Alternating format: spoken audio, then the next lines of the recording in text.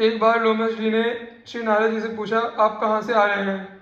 श्री नारद जी ने कहा, मैं नित्य प्रति भगवान श्री राम का दर्शन करने श्री अयोध्या जाता हूँ। श्रीमद गोस्वामी तुलसीदास जी ने भी लिखा है, नारद आदि सनकादि मुनीसा दर्शन लागे कौशला दिशा, दिन प्रति सकल अयोध्या आवहीं, देखी नगरु विराग बिसरावहीं। रामचरित मानस 7:27-1-2। श्री लोमश जी काकभूषुंडी जी की तरह श्री नारद जी को भी ब्रह्म ज्ञान का उपदेश करने लगे। श्री नारद जी को यह उपदेश नहीं रुचा, भगवान से शिकायत की। तब भगवान ने इन्हें भी श्री मार्कंडेय जी की तरह माया का दर्शन कराया। इन्होंने माया के प्रलय पयोधि में डूबते उतराते वैकुंठ में पहुंचकर भगवान विष्णु से रक्षा की प्रार्थना की। तो भगवान विष्णु ने कहा, हम तो एक ब्रह्मांड के पालक हैं और यह माया अनंत कोटि ब्रह्मांड नायक श्री राम जी की है, अतः आप श्री राम जी की शरण ग्रहण करें। लोमश जी जिस भी ब्रह्मांड में पहुंचते वहां यही आदेश होता। तब भटकते भटकते जब वे श्री अयोध्या जी पहुंचे तो इन्होंने प्रथम श्री सरजू जी में स्नान किया। तब श्री रघुनाथ जी का दर्शन हुआ। त्राही त्राही कहकर ये चरणों में पड़े, तब माया से छूटे। फिर तो इन्होंने खूब श्री राम जी का यश गाया, जो लोमश रामायण के नाम से प्रसिद्ध है।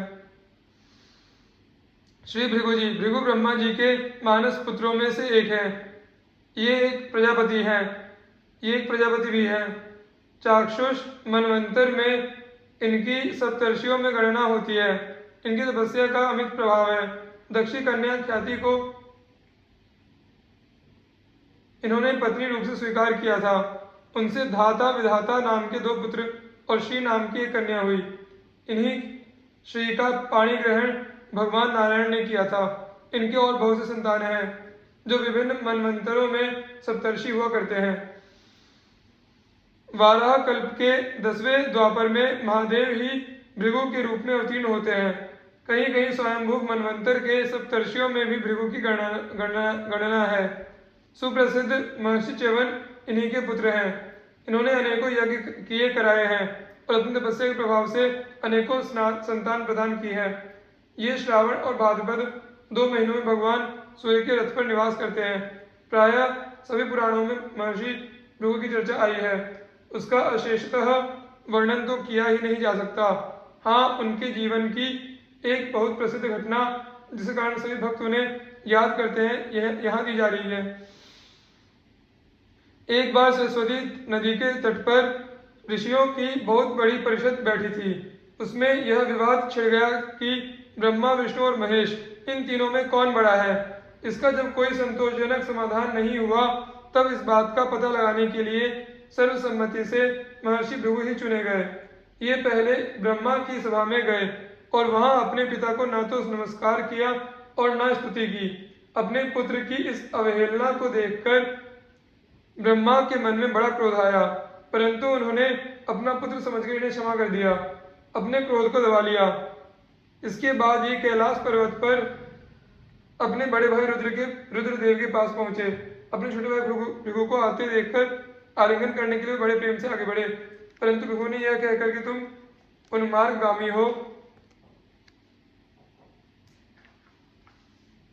उनसे मिलना अस्वीकार कर दिया। उन्हें बड़ा क्रोध आया और वे त्रिशूल उठाकर मारने के लिए दौड़ पड़े। अंततः पार्वती ने उनके चरण पकड़कर प्रार्थना की और क्रोध शांत किया। तब अब विष्णु भगवान की बारी आई। ये बेखटके वैकुंठ में पहुंच गए। वहां ब्राह्मण भक्तों के लिए कोई रोक टोक तो है नहीं। ये पहुंच गए भगवान के शयनागर में। उस समय भगवान विष्णु सो रहे थे और भगवती लक्ष्मी उन्हें पंखा झल रही थी, उनकी सेवा में लगी हुई थी।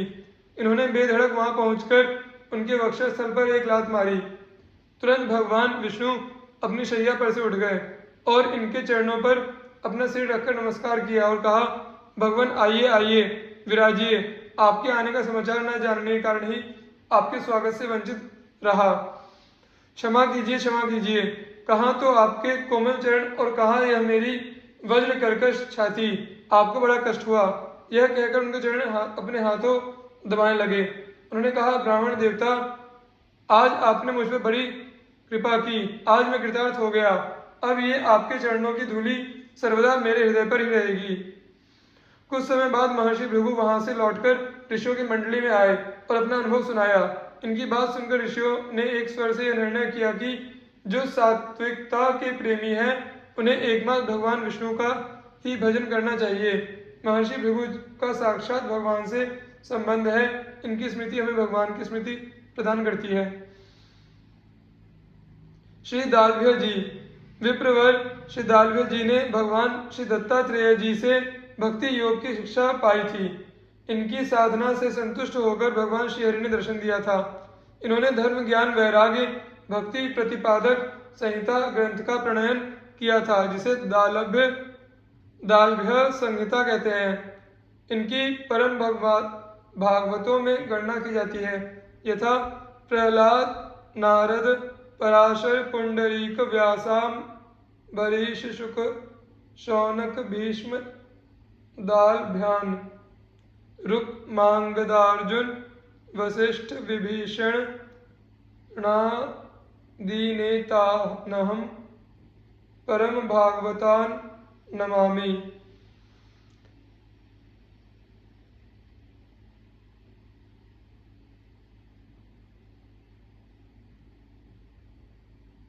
श्री अंगिरा जी।